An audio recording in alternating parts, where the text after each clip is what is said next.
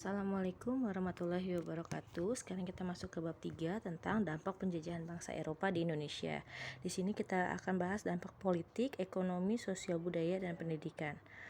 Oke, untuk bidang politik pemerintahan ini akan kita bahas masa VOC, masa Republik Batav, masa pemerintahan Inggris, dan juga masa pemerintahan kolonial Belanda. Begitu juga dengan bidang ekonominya. Akan kita bahas satu-satu ya. Di bidang sosial budaya yang akan kita bahas ini. Lalu selanjutnya kita bahas pertama bidang politik dan pemerintahan masa pemerintahan Republik Batav. Oke, jadi kalau pada masa pemerintahan Republik Batav, pemerintahan ini terjadi pada masa Dendels ya. Dendels terjadi dualisme pemerintahan. Jadi ada dua pemimpin di sini, yaitu pemimpin Eropa dan juga pemimpin pribumi. Ini ada kalau bisa kalian lihat silsilah atau struktur kepemimpinannya. Kalau dari pemerintah Eropa ada keresidenan, itu pemimpin tertingginya, lalu afdeling, lalu kontrol afdeling. Ini yang semuanya diisi sama orang Belanda. Sedangkan kalau pemerintahan pribumi ini terdiri dari bupati, lalu ada patih sebagai penasihat, lalu nanti di bawahnya ada wedana, lalu ada asisten wedana, lalu terakhir ada pejabat desa. Jadi pejabat ini yang paling ini diisi sama orang-orang pribumi ya, atau orang-orang Indonesia. Lalu selanjutnya, kalau pada masa pemerintahan VOC ini berubah lagi. Jadi kalau tadi kan pribumi masih ikut kerja kan kalau pada masa pemerintahan Batav. Nah, kalau pada masa VOC ini beberapa kerajaan isinya sudah bercampur dengan orang Belanda. Jadi justru kerajaan gak bisa ngapa-ngapain karena apa? Di dalam kerajaan sudah ada orang Belanda ikut campur dalam pemerintahan. Dan oleh karena itu makanya kerajaan-kerajaan pada masa kekuasaan VOC itu gampang sekali diadu domba dengan politik divide et impera. Jadi politik pecah belah. Nah, ini akhirnya mengakibatkan banyak sekali kerajaan-kerajaan runtuh pada masa kekuasaan VOC. Oke, selanjutnya dampak dalam bidang politik pada masa pemerintahan Inggris. Kalau masa pemerintahan Inggris ini Raffles ya, pada masa pemerintahan Raffles ini banyak sekali lebih banyak sisi positifnya. Karena apa? Karena di sini para penguasa pribumi tidak mampu mencari keuntungan bagi diri sendiri. Karena apa? Karena sudah pada masa sebelumnya kan sudah diambil alih sama pemerintahan Belanda. Jadi makanya di sini para penguasa pribumi nggak bisa lagi mengurus tanahnya lagi karena sudah diurus sama pemerintahan Inggris. Lalu tapi di sini sisi positifnya adalah rakyat diberi kebebasan berusaha. Karena apa?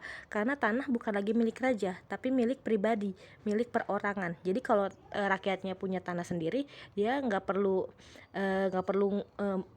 izin mau nanam apa lagi gitu. Tapi ini kan cuma sebentar ya, cuma beberapa tahun. Lalu selanjutnya ruang gerak para bupati dipersempit karena diawasi oleh residen. Artinya diawasi oleh pemerintahan Inggris.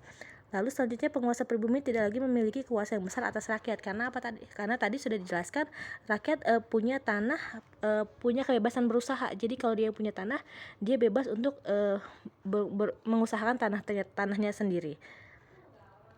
Oke, lalu selanjutnya dampaknya pada masa pemerintah kolonial Belanda. Jadi setelah masa pemerintahan Raffles kembali ke masa kolonial Belanda ya. Nah, di sini pemimpin tertinggi dipegang oleh gubernur jenderal. Lalu di bawah gubernur jenderal itu ada namanya Raad van Indi. Raad van Indi ini bertugas sebagai dewan penasehat. Jadi gubernur jenderal tetap paling tinggi, tapi di bawahnya itu ada penasehat namanya Raad van Indi. Lalu di sini pada abad ke-20 ini yang harus kalian perhatikan, dibentuk perjanjian Pax Nederlandica, di mana Pax Nederlandica ini adalah sebuah pernyataan untuk menyatukan semua kerajaan-kerajaan yang ada di Indonesia. Nah, inilah yang merupakan salah satu cikal bakal kenapa akhirnya Indonesia bisa jadi seperti sekarang. Karena apa? Disatukan oleh Pax Nederlandica ini. Jadi kerajaan yang di Sumatera, kerajaan yang di Jawa, kerajaan yang di Sulawesi itu akhirnya kan bisa menjadi bagian dari Indonesia karena ada Pax Nederlandica. Jadi ini salah satu sisi positifnya adalah kita jadi tahu Indonesia tuh batasannya dari mana sampai mana. Lalu selanjutnya dengan adanya gagasan Pax Nederlandica ini akhirnya muncullah organisasi pergerakan nasional dan dibentuknya Dewan Rakyat atau Volksraad. Ini nanti kita bahas di selanjutnya ya. Oke, selanjutnya Oke, kita masuk ke bidang ekonomi. Pada masa VOC dulu ya. Pada masa VOC melakukan monopoli perdagangan, di mana monopoli ini VOC menerapkan kebijakan untuk mengatur harga. Tapi di sini ada sisi positifnya. Karena apa? Karena akhirnya dengan adanya hal-hal tersebut, akhirnya perdagangan yang tadinya biasa-biasa aja di Indonesia, akhirnya perdagangan dan pelayaran di Indonesia semakin ramai.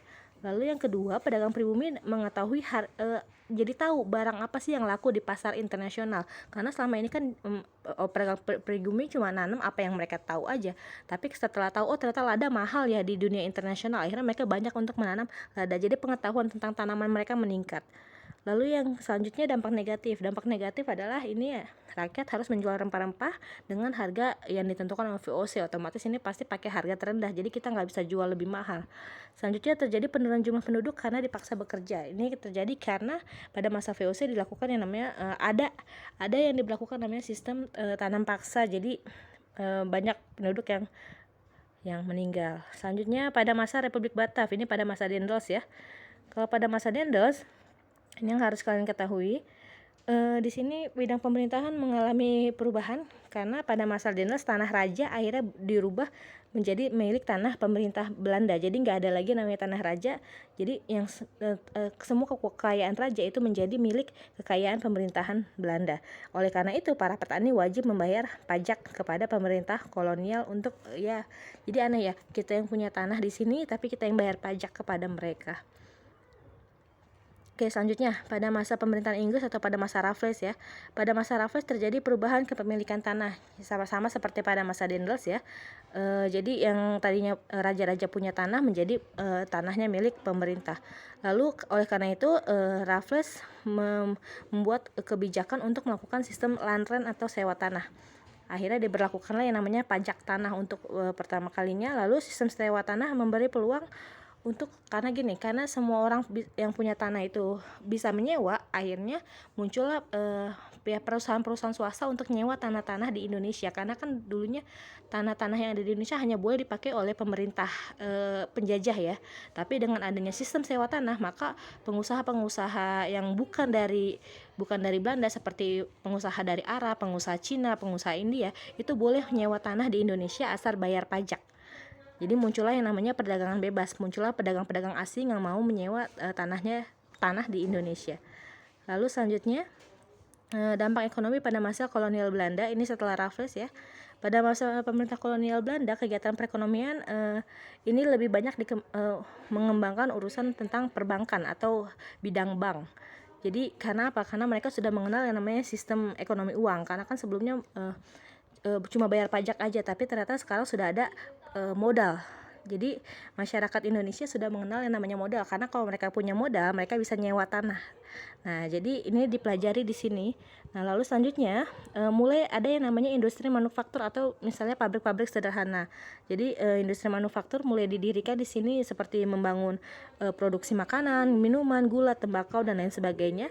Dan yang harus kalian ketahui, dengan adanya industri manufaktur ini muncul yang namanya golongan majikan dan buruh. Golongan majikan dan buruh ini muncul karena apa? Karena kan otomatis akan ada patron and client, akan ada majikan dan juga buruhnya di sini. Nah, di sini dampak lain dari kebijakan kolonial, munculnya kota-kota baru atau kota-kota yang bisa dibilang kota-kota yang pabrik lah, kota-kota industri maksud Ibu. Seperti itu ya, karena muncul adanya pembangunan transportasi. Jadi orang desa makin banyak yang ke kota untuk mencari pekerjaan yang lebih layak. Karena tadi di kota sudah mulai banyak orang yang menyimpan modalnya di sana. Nah, selanjutnya ini ke bidang sosial. Lunturnya feodalisme. Jadi sebelumnya kan masyarakat Indonesia sangat kental dengan budaya feodal, di mana budaya feodal ini adalah sangat menganggap raja sebagai atasan, sedangkan menganggap dirinya sebagai bawahan. Nah, dengan adanya bangsa Belanda yang datang ke Indonesia, sistem feodalisme lama-lama luntur. Karena apa? Karena penguasa-penguasa pribumi itu akhirnya digantikan status kehormatannya sama penguasa-penguasa Belanda.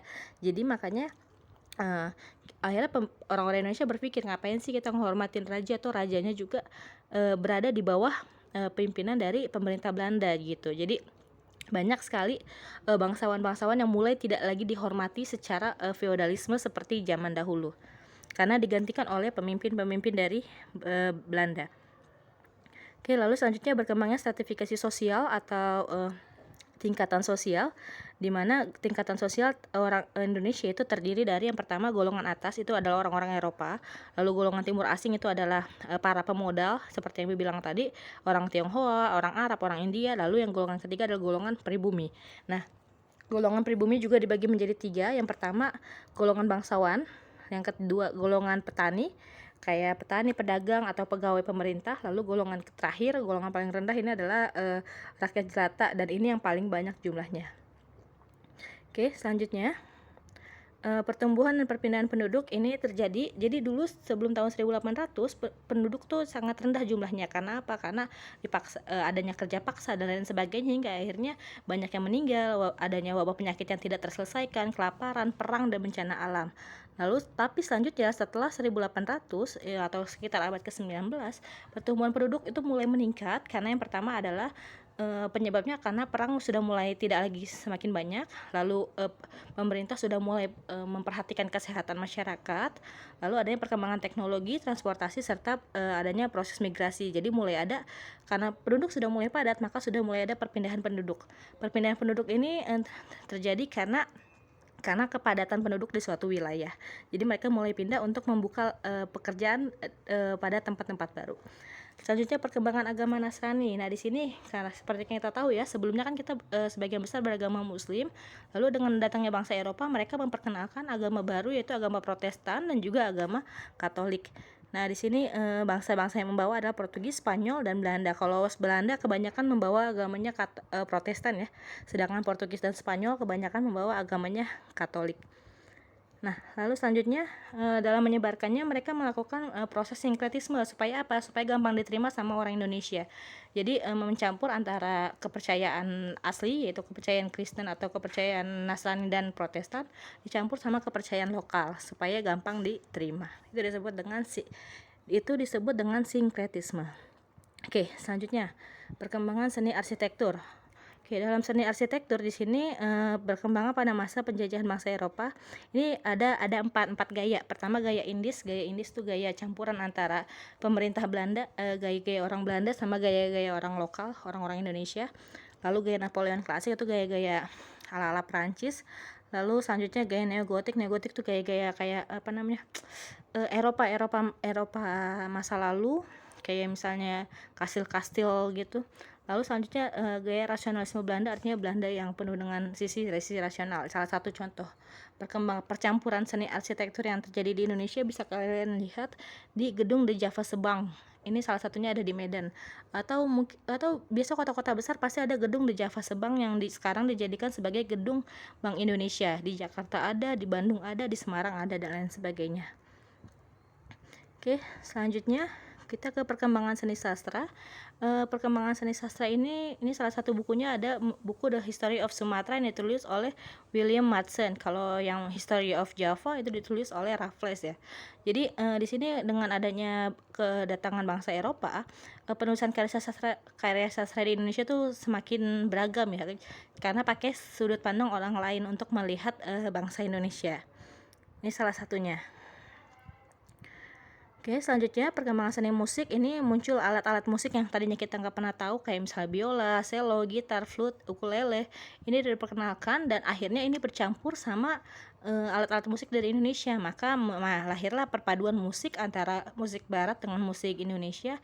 Seperti contohnya adalah misalnya keroncong. Dimana kan kalau musik itu memang untuk semua kalangan ya, jadi dia nggak terbatas untuk satu kalangan tertentu. Akhirnya muncullah yang namanya keroncong, dimana keroncong alat musiknya tuh campuran ya antara alat musik tradisional sama alat musik dari luar. Oke, selanjutnya surat kabar. Oke, surat kabar pertama yang diterbitkan itu tahun 1744 yang namanya Batavia Novel. Jadi percetakan itu sudah mulai percetakan koran itu sudah mulai pada tahun 1744. Lalu pada masa Daendels pun mulai dibuat percetakan lagi dengan namanya koran yang pertama, yaitu Batavia Colonial Koran. Ini adalah koran pertama yang dicetak pada masa pemerintahan Daendels. Lalu selanjutnya, perkembangan surat kolonial ini punya dampak positif buat orang Indonesia. Karena apa?